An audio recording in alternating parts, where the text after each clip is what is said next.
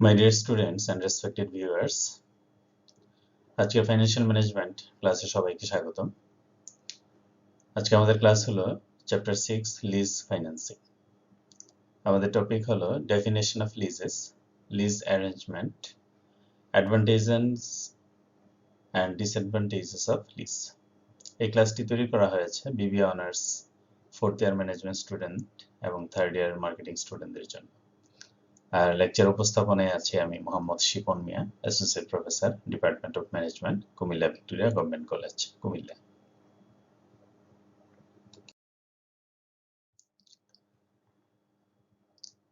সুপ্রিয় শিক্ষার্থীরা, আজকের এই লেকচারটি যদি তোমরা ভালো করে মনোযোগ দিয়ে দেখো, তাহলে তোমরা এই প্রশ্নগুলোর উত্তর দিতে পারবে এবং এই কনসেপ্টগুলো তোমাদের ক্লিয়ার হবে। যেমন লিজ কি, লিজের ডেফিনেশন সেটা বলতে পারবে, লিজ ট্রানজ্যাকশন প্রসেসটি কিভাবে সম্পাদন হয় সেটা বলতে পারবে, লিজের প্রকারভেদগুলো কি কি সেটা বলতে পারবে এবং প্রকারভেদগুলো সম্পর্কে একটা ক্লিয়ার ধারণা সৃষ্টি হবে। Operating lease versus financial lease, অর্থাৎ অপারেটিং লিজ এবং ফাইন্যান্সিয়াল লিজের মধ্যে বেসিক ডিফারেন্সগুলো কি কি সেটা তোমরা বুঝতে পারবে। তারপর advantages and disadvantages of lease, অর্থাৎ লিজের কি কি সুবিধা আছে এবং অসুবিধা আছে সে বিষয়গুলি সম্পর্কে তোমরা জানতে পারবে।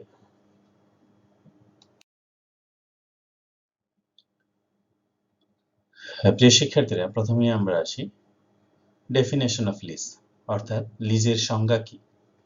দেখো, a lease is a contractual arrangement between two parties, অর্থাৎ লিজ হলো একটি চুক্তিবদ্ধ ব্যবস্থা বা contractual arrangement between two parties, দুটি পার্টির মধ্যে। এখানে পার্টি দুটো কি, the lessor and the lessee, অর্থাৎ ইজারা দাতা এবং ইজারা গ্রহীতা, by which one party conveys land, property, services, buildings and vehicles etc. to another for a specified time, usually in return for a periodic payment. অর্থাৎ lessor লেসিকে তার land, property, service অথবা buildings কিংবা ভেহিকলস একটি নির্দিষ্ট সময়ের জন্য একটি নির্দিষ্ট পরিমাণ পিরিয়ডিক পেমেন্টের বিনিময়ে ব্যবহার করার অধিকার প্রদান করে। তাহলে লিজ বলতে আসলে আমরা কি বুঝি? লিজ হলো একটি চুক্তিবদ্ধ সম্পর্ক, কার মধ্যে? লেসর এবং লেসির মধ্যে, অর্থাৎ ইজারা দাতা এবং ইজারা গ্রহীতার মধ্যে একটি চুক্তিবদ্ধ সম্পর্ক, যার মাধ্যমে লেসর অর্থাৎ ইজারা দাতা লেসিকে অর্থাৎ ইজারা গ্রহীতাকে তার সম্পদ যেমন ল্যান্ড, প্রপার্টি, সার্ভিস, বিল্ডিংস এবং ভেহিকলস ইত্যাদি একটি নির্দিষ্ট সময়ের জন্য ব্যবহার করতে দেয়। কিসের বিনিময়ে? একটি পিরিয়ডিক পেমেন্টের বিনিময়ে, অর্থাৎ এক নির্দিষ্ট সময় পর পর তাকে একটি নির্দিষ্ট পেমেন্ট প্রদান করবে ইনস্টলমেন্ট আকারে। এখানে এই যে চিত্রটা দেখা যাচ্ছে, দেখো এখানে উনি হলো লেসর আর উনি হলেন লেসি। এই দুইজনের মধ্যে একটা সম্পর্কের সৃষ্টি হয়। এই সম্পর্কটা হলো লিজ এগ্রিমেন্ট, অর্থাৎ দুইজনের মধ্যে একটি চুক্তি হয়, লিজ এগ্রিমেন্ট, যাকে বলা হয় ইজারা চুক্তি। এই লিজ এগ্রিমেন্ট লিখিত হতে পারে, রিটেনও হতে পারে অথবা মৌখিকও হতে পারে, তবে সাধারণত লিখিতভাবেই ইজারা চুক্তি হয়ে থাকে। এবং কিসের জন্য চুক্তি হয়? দেখো, লিজ অ্যাসেট, অর্থাৎ লেসর লেসিকে এই অ্যাসেটটা, এটা একটা কার, এই অ্যাসেটটা ব্যবহার করার অধিকার প্রদান করে। আর মিনিমাম লিজ পেমেন্ট, আর বিনিময়ে কি করে? লেসি লেসরকে এক নির্দিষ্ট পরিমাণ পেমেন্ট প্রদান করে, অর্থাৎ ইনস্টলমেন্ট লেসরকে প্রদান করে। এই যে চুক্তিবদ্ধ সম্পর্ক, লেসি কি করে? লেসি এই অ্যাসেটটা ক্রয় না করেও ব্যবহার করার অধিকার লাভ করে এক নির্দিষ্ট সময়ের জন্য, শুধুমাত্র একটি প্রিমিয়ামের বিনিময়ে বা পিরিয়ডিক পেমেন্টের বিনিময়ে। এই লিজ কন্ট্রাক্ট বা লিজ এগ্রিমেন্টের কারণেই এটা লেসির জন্য সম্ভব হয়। অপরদিকে লেসর তার অ্যাসেটটি ব্যবহার করার বিনিময়ে সে পিরিয়ডিক পেমেন্ট পেয়ে থাকে, এটা তার জন্য লাভজনক। তাহলে আমরা এখন বুঝলাম যে লিজ বলতে কি বোঝায়। তাই লিজ হলো একটি চুক্তিবদ্ধ সম্পর্ক, যার মাধ্যমে লেসর লেসিকে একটি নির্দিষ্ট পিরিয়ডিক পেমেন্টের বিনিময়ে সুনির্দিষ্ট সময়ের জন্য ব্যবহার করার অধিকার প্রদান করে। আশা করি তোমরা ডেফিনেশন অফ লিজ কি এটা বুঝতে পেরেছ। এখন আমরা দেখব প্রসেস অফ লিজ ট্রানজ্যাকশন, অর্থাৎ লিজ ট্রানজ্যাকশন প্রক্রিয়াটি কি, কিভাবে লিজ ট্রানজাকশন সম্পাদিত হয়। দেখো এখান থেকে যদি আমরা দেখি, এটা একটা সার্কুলার ম্যাটার। প্রথমে হলো ডিফাইনিং ইউর রিকোয়ারমেন্টস, অর্থাৎ লেসর বা লেসির কোন ধরনের অ্যাসেট দরকার সে তার রিকোয়ারমেন্টসগুলো ঠিক করে থাকে। অর্থাৎ লেসি লিজ নেওয়ার পূর্বেই কোনো অ্যাসেট লিজ নেওয়ার পূর্বেই সে প্রথম তার কি কি রিকোয়ারমেন্টস আছে, কোন ধরনের অ্যাসেট তার প্রয়োজন, সেই বিষয়গুলি সম্পর্কে তার প্রয়োজনগুলো স্পেসিফাই করে। এটাকে বলা হচ্ছে ডিফাইনিং দ্য রিকোয়ারমেন্টস। তারপর হলো drawing up an offer to lease. Drawing up an offer to lease, তো এই অফার টু লিজের মধ্যে কি কি বিষয়গুলো ইম্পর্টেন্ট, কি কি বিষয়গুলো ইনক্লুডেড। যেমন ধরো লিজের ক্ষেত্রে কি কি ডকুমেন্টস অন্তর্ভুক্ত হবে, এই ডকুমেন্টসগুলো বিশেষ করে মেইন এগ্রিমেন্ট বা মূল চুক্তিটা কি ধরনের হবে সেটা ঠিক করা হয়। লেসর এবং লেসির মধ্যে কি কি ধরনের কন্ডিশন থাকবে, লিজটা কখন শুরু হবে, লিজটা কখন শেষ হবে, পেমেন্টগুলি কিভাবে হবে, অর্থাৎ নির্দিষ্ট সময় শুরুতে পেমেন্ট হবে নাকি নির্দিষ্ট সময়ের পরে পরে পেমেন্ট হবে, কিংবা প্রপার্টির যে ট্যাক্স বা প্রপার্টির মেইনটেনেন্স কস্ট এগুলো কে বহন করবে, এই যাবতীয় বিষয়গুলি সম্পর্কে এখানে সিদ্ধান্ত নেওয়া হয়। অর্থাৎ drawing up an offer to lease, অর্থাৎ লিজ অফারটার মধ্যে কি কি বিষয় অন্তর্ভুক্ত থাকবে এই বিষয়গুলো এখানে চিহ্নিত করা হয়। Determining if offer to lease conditions are met, অর্থাৎ যে অফারটা লেসি লেসরের মধ্যে লেসর লেসিকে দিচ্ছে সেই অফারটার মধ্যে যে কন্ডিশনগুলো আছে এই কন্ডিশনগুলো লেসি ফুলফিল করতে পারছে কিনা বা লেসরের জন্য ফুলফিল হচ্ছে কিনা এই বিষয়গুলো এখানে ঠিক করা হয়। তারপরে ড্রয়িং আপ দ্য লিজ, অর্থাৎ লিজের যে পুরো ব্যাপারটা সেই পুরো ব্যাপারটা তৈরি করা হয়। অর্থাৎ যাবতীয় ব্যাপার এখানে লিজ সংক্রান্ত যে চুক্তিটা হবে চুক্তির যাবতীয় পেপারসগুলো, চুক্তির যাবতীয় মেটেরিয়ালসগুলো এখানে তৈরি করা হয়। তারপর রিভিউইং দ্য লিজ, অর্থাৎ এখানে আবার লেসর এবং লেসি দুজনেই এই যাবতীয় বিষয়গুলোকে আবার পরীক্ষা নিরীক্ষা করে দেখে। তারপর সাইন ইউর লিজ, তারপরে দুই পক্ষের মধ্যে লিজ চুক্তিটা সম্পাদিত হয়। মূলত এভাবেই লিজ প্রক্রিয়া সম্পাদিত হয়। এটাকে বলা হচ্ছে প্রসেস অফ লিজ ট্রানজ্যাকশন। আশা করি তোমরা কিভাবে একটি লিজ সম্পাদিত হয় সে বিষয়টা বুঝতে পেরেছ।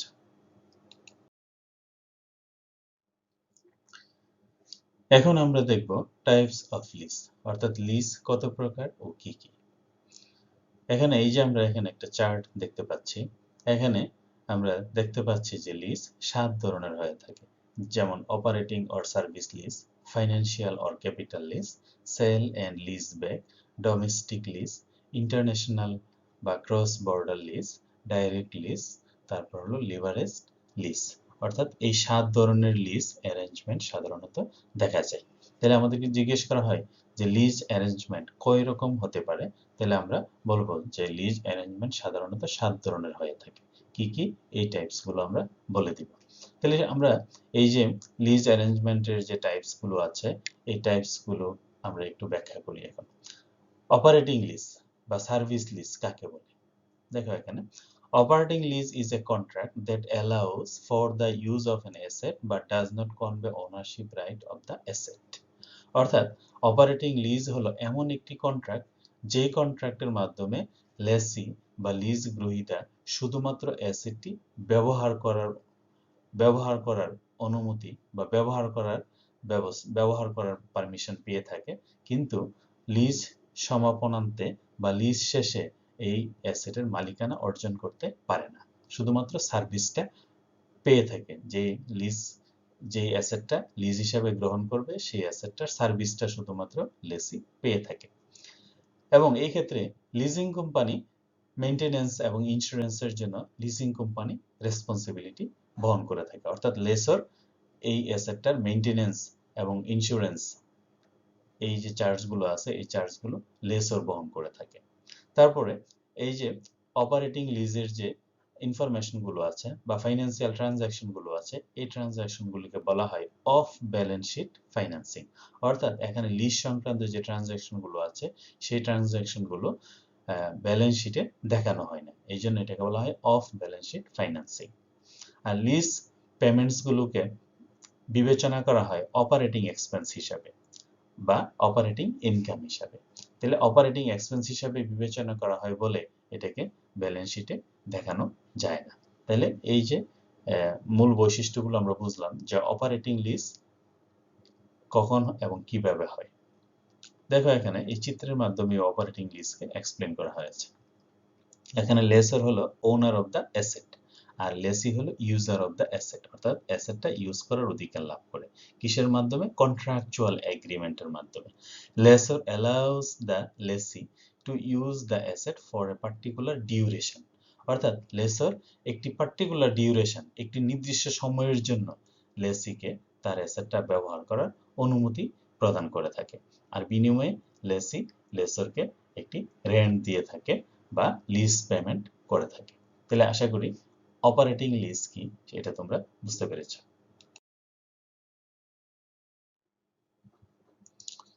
এখন আমরা দেখব ফাইন্যান্সিয়াল লিজ বলতে কি বোঝায়। What is financial lease? Financial lease refers to the lease where the finance company owns the asset legally during the tenure of the lease. Moreover, the lessor holds the responsibility of maintenance, taxes, and insurance. But all the risks and reward associated with the asset are transferred to the lessee by the lessor, and at the end of the lease term, lessee also get the ownership of the asset.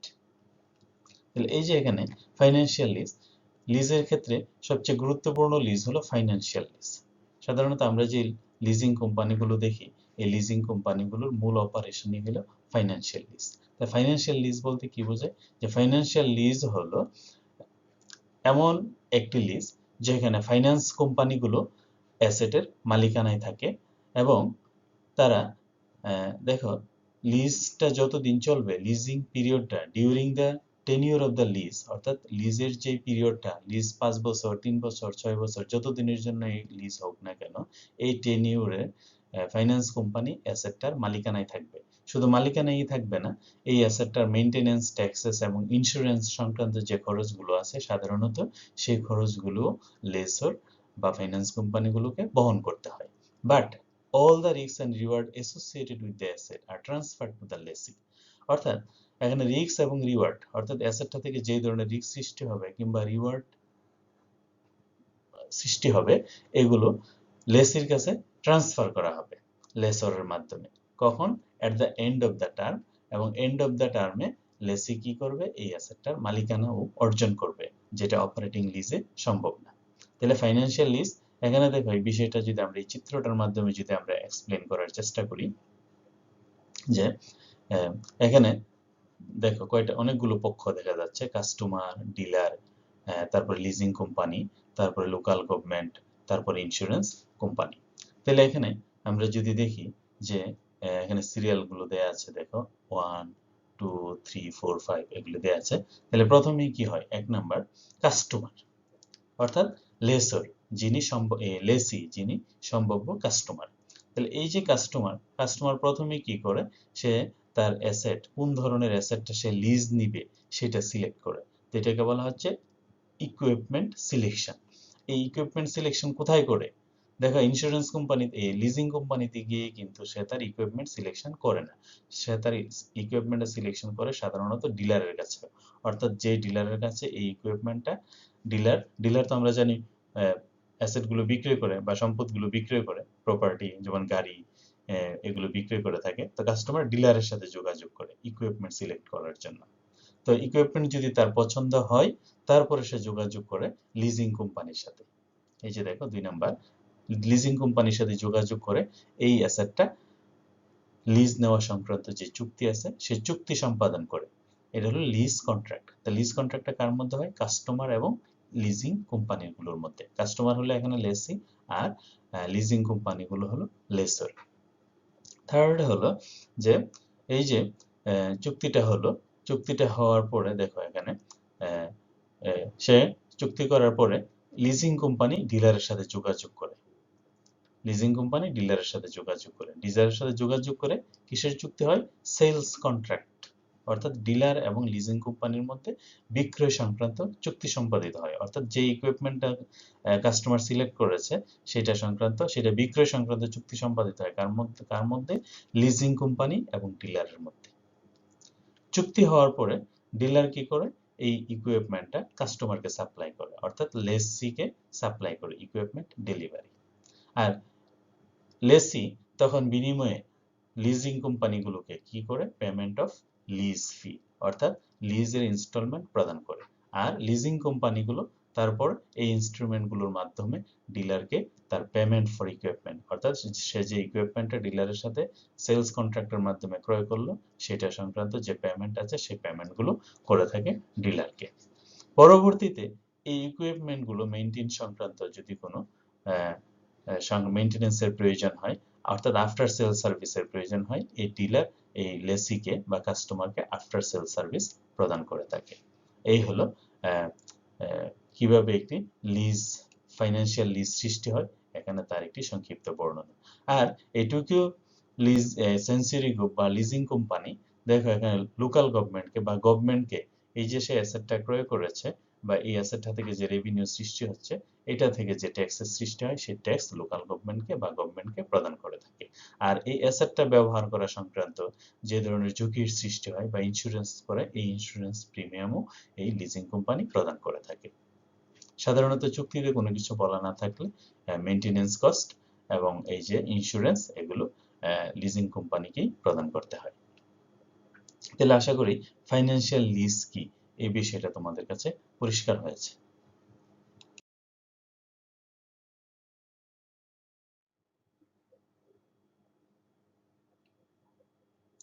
এখন আমরা দেখব আরেকটি important lease arrangement বা lease contract, এটাকে বলা হয় lease back or sale and lease back. Lease back অর্থাৎ পুনরায় লিজ নেওয়া বা সেল অ্যান্ড লিজ ব্যাক অর্থাৎ প্রথমে সেল সম্পাদিত হয় তারপরে লিজ ব্যাক হয়, অর্থাৎ সেল করার পরে আবার পুনরায় অ্যাসেটটাকে লিজ হিসেবে গ্রহণ করে।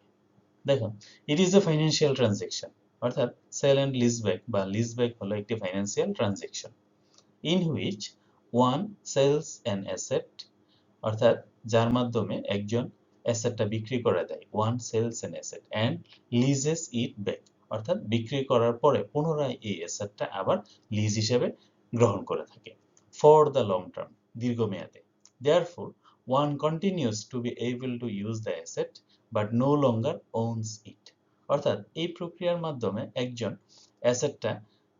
অ্যাসেটটার ব্যবহার করার কন্টিনিউটি বা কন্টিনিউয়াসলি অধিকার লাভ করে থাকে যদিও সে অ্যাসেটটার মালিকানায় থাকে না। আমরা এই সেল অ্যান্ড লিজ ব্যাককে আমরা যদি একটা উদাহরণের মাধ্যমে এক্সপ্লেন করি তাহলে তোমাদের কাছে বিষয়টা আরো ক্লিয়ার হবে। দেখো এখানে সেলার অর্থাৎ যার কাছে যে অ্যাসেটটা অলরেডি মালিক, সেলার কি করে অ্যাসেটটা বিক্রি করে দেয় কার কাছে, বায়ারের কাছে। অর্থাৎ বিক্রি করে দেওয়ার মাধ্যমে কি হয়, সেলস প্রপার্টি অর্থাৎ সে তার মালিকানা হারায়।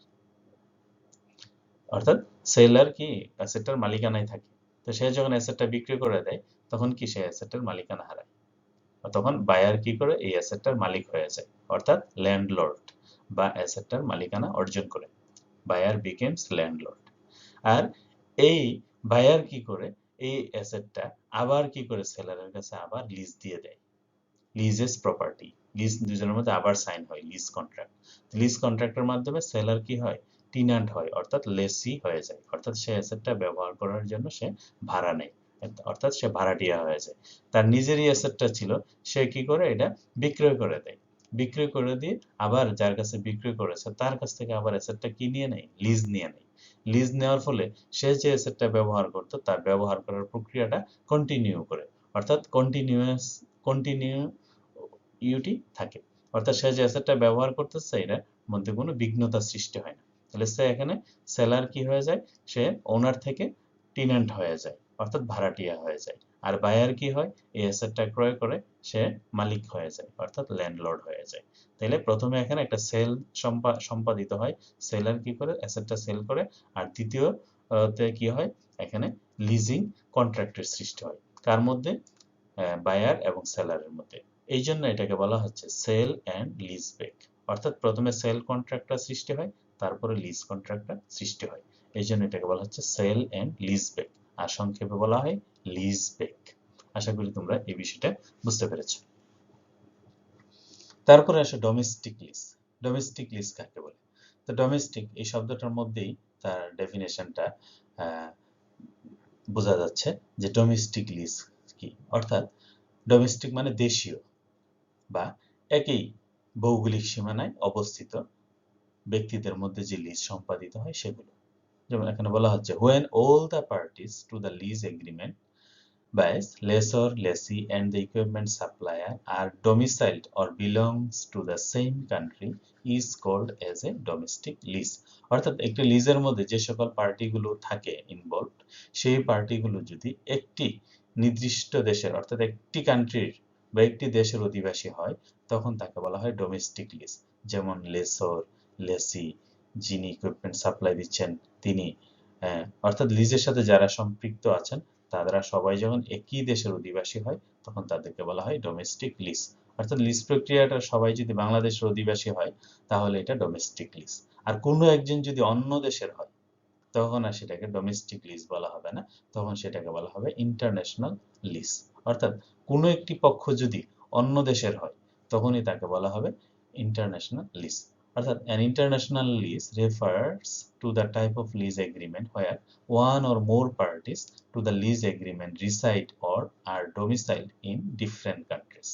তাহলে একজন এক বা একাধিক ব্যক্তি যদি একটি ভিন্ন দেশের অধিবাসী হয় তখন তাদের মধ্যে যে লিজ কন্ট্রাক্ট সৃষ্টি হবে তাকে বলা হবে ইন্টারন্যাশনাল লিজ। তাহলে আশা করি বুঝতে পেরেছো যে এখানে ডোমেস্টিক এবং ইন্টারন্যাশনাল লিজ হলো পার্টিগুলোর ভৌগোলিক অবস্থানের উপরে, অর্থাৎ এরা কোন দেশের অধিবাসী তার উপর ডিপেন্ড করবে এটা কি ডোমেস্টিক লিজ হবে নাকি ইন্টারন্যাশনাল লিজ হবে।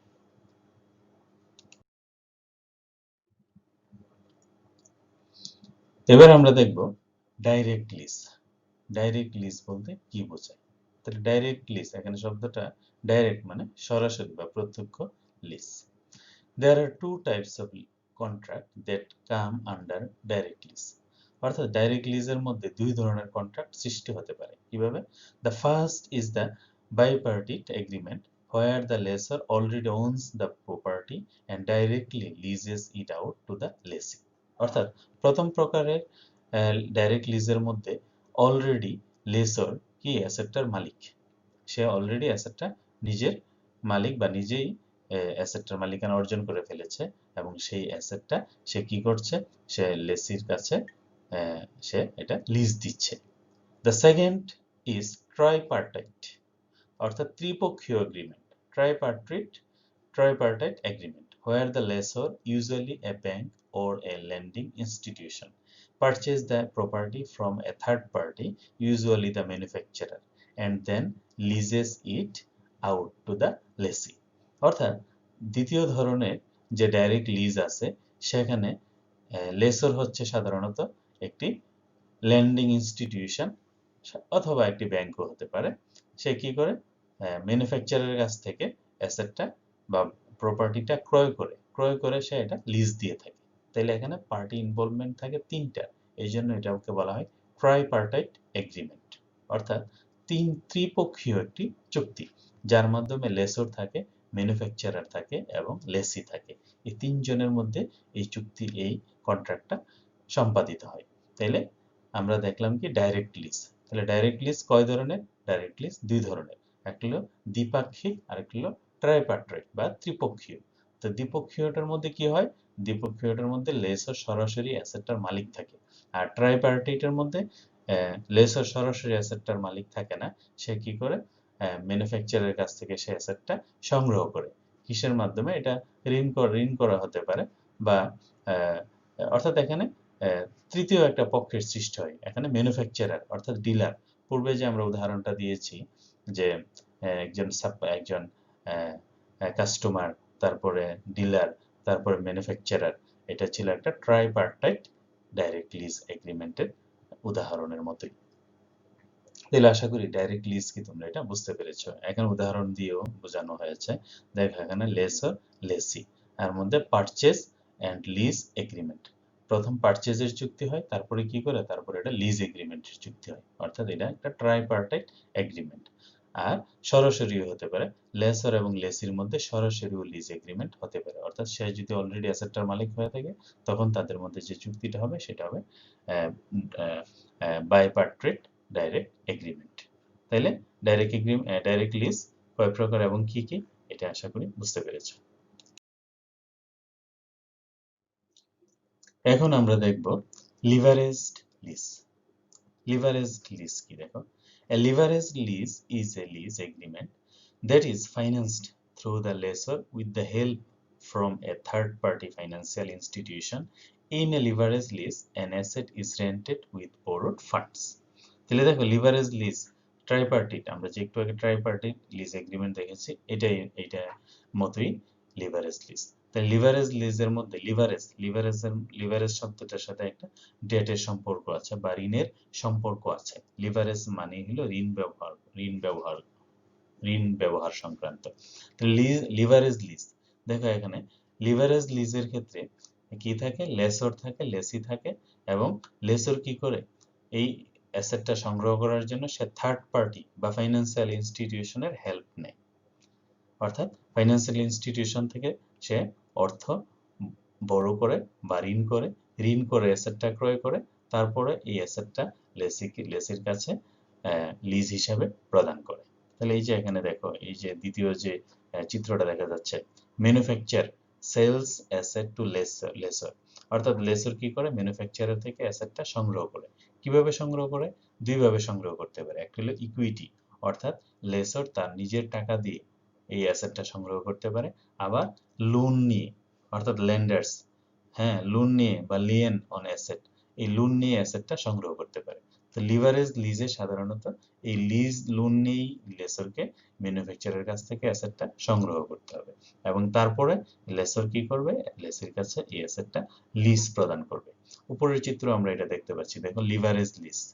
তো লেসর এবং লেসি এই দুইজনের মধ্যে দেখো lease asset through lessee agreement, through lease agreement, অর্থাৎ লেসর লেসিকে লিজ এগ্রিমেন্টের মাধ্যমে লিজটা অ্যাসেটটা প্রদান করছে।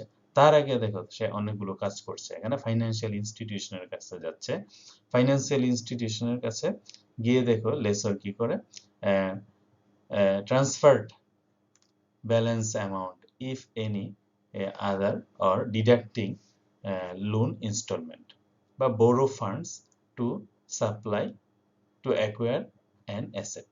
অর্থাৎ লেসর কি করে, ফাইন্যান্সিয়াল ইনস্টিটিউশনের কাছ থেকে ফান্ড সংগ্রহ করে বা বোরো করে, কিসের জন্য, এই অ্যাসেটটা সংগ্রহ করার জন্য। আবার দেখো সে নিজের কাছে যদি অর্থ থাকে সেই অর্থটাও সে এখানে ব্যবহার করে। তাহলে এইভাবে সে কি করে, যে অ্যাসেটটা লিজ দেওয়া হবে সেই অ্যাসেটটা লেসর সংগ্রহ করার পরে লেসি কি করে, লেসির কাছে এই অ্যাসেটটা লিজ প্রদান করে থাকে।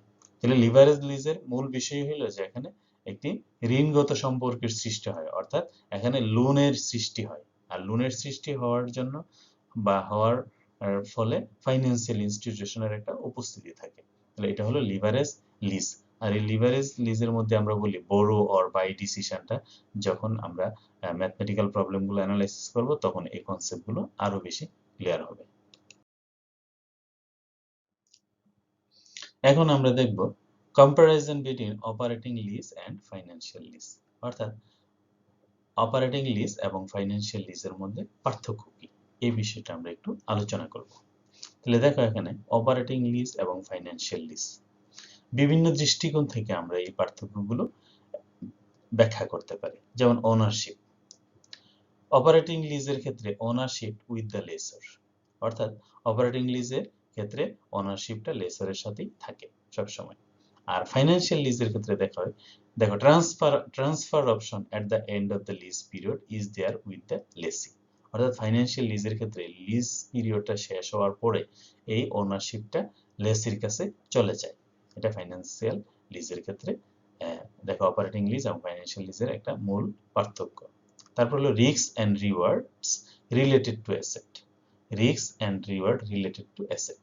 তো এখানে রিস্ক এবং রিওয়ার্ড কার সাথে থাকে, উইথ দ্য লেসর, অর্থাৎ এখানে রিস্ক এবং রিওয়ার্ড দুইটাই লেসর সাথে সংশ্লিষ্ট থাকে। আর ফাইন্যান্সিয়াল অ্যাসেটের ক্ষেত্রে রিস্ক এবং রিওয়ার্ড রিলেটেড থাকে হলো লেসির সাথে।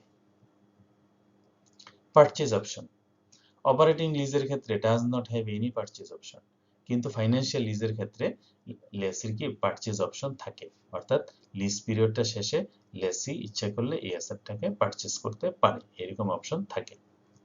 এক্সপেন্স বর্ন, অর্থাৎ এই অ্যাসেটটা লিজ অ্যাসেটটা ব্যবহার করা সংক্রান্ত যে খরচগুলোর সৃষ্টি হয় এই অপারেটিং লিজের ক্ষেত্রে এটা লেসর বহন করে, আর ফাইন্যান্সিয়াল লিজের ক্ষেত্রে লেসিও বহন করতে পারে, এক্সপেন্স বর্ন বাই লেসি, আর অপারেটিং লিজের ক্ষেত্রে লেসর।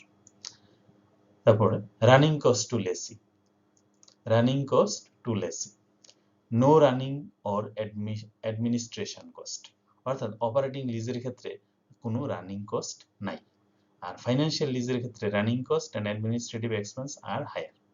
অর্থাৎ বলা হচ্ছে যে অপারেটিং লিজের ক্ষেত্রে রানিং কস্ট সাধারণত কম থাকে, আর ফাইন্যান্সিয়াল লিজের ক্ষেত্রে রানিং কস্ট এবং অ্যাডমিনিস্ট্রেটিভ এক্সপেন্সগুলো অনেক বেশি থাকে।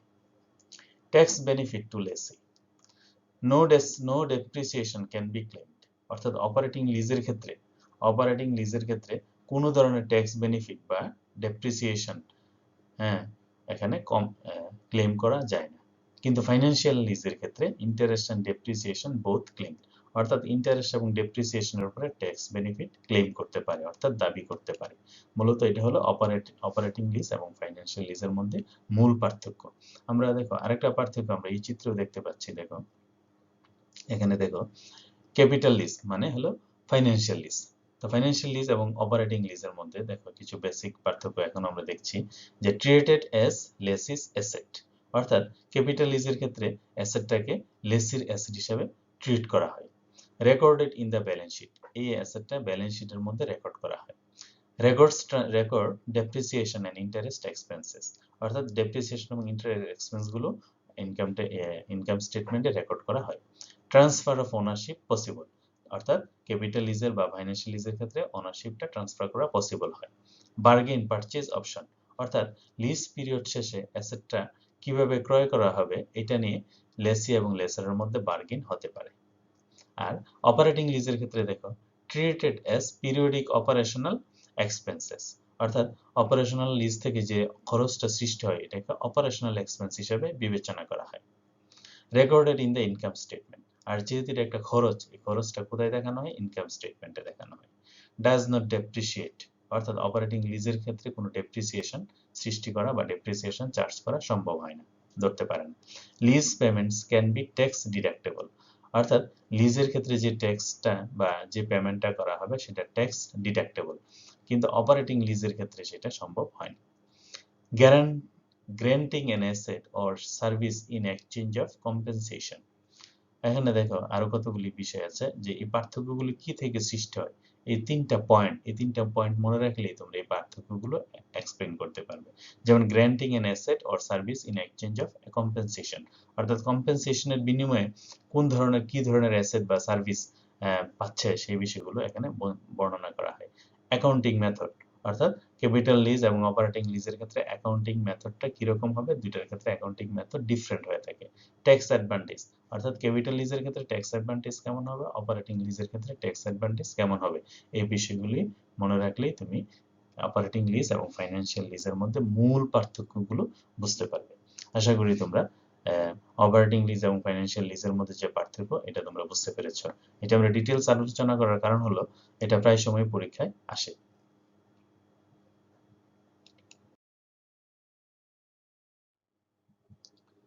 সুপ্রিয় শিক্ষার্থীরা, এখন আমরা দেখব অ্যাডভান্টেজেস অফ লিজিং, অর্থাৎ লিজিং এর ক্ষেত্রে কি কি সুবিধা আছে। তো এখানে আমরা অনেকগুলো সুবিধা দেখতে পাচ্ছি, আমরা যদি একটু ব্যাখ্যা করি তাহলে তোমাদের জন্য বুঝতে সুবিধা হবে। যেমন ব্যালেন্সড ক্যাশ আউটফ্লো, অর্থাৎ আমরা জানি যে একটি কোম্পানি যখন তার কোনো প্রপার্টি সংগ্রহ করে বা অ্যাসেট সংগ্রহ করে তখন কোম্পানিকে বড় ধরনের বিনিয়োগ করতে হয়, অর্থাৎ ক্যাপিটাল বাজেটিং করে এবং তাকে একটি বিশাল অঙ্কের অ্যামাউন্ট ইনভেস্টমেন্ট করতে হয়, এবং বিনিময়ে যে ইনফ্লোগুলো সৃষ্টি হয় সেই ইনফ্লোগুলো তুলনামূলকভাবে অনেক কম থাকে, যার ফলে কোম্পানির যে ক্যাশ ফ্লো আছে এই ক্যাশ ফ্লোর মধ্যে ইমব্যালেন্স সৃষ্টি হয়, অর্থাৎ আউটফ্লো বেশি হয় আর ইনফ্লো কম হয়। আর কোম্পানিটা যদি অ্যাসেটটা ক্রয় না করে যদি অ্যাসেটটা লিজের মাধ্যমে সংগ্রহ করে, তাহলে তার যে লিজ পেমেন্ট এবং তার যে রেভিনিউ আয় হবে এই অ্যাসেটটা ব্যবহার থেকে, তার মধ্যে একটা ব্যালেন্স থাকে।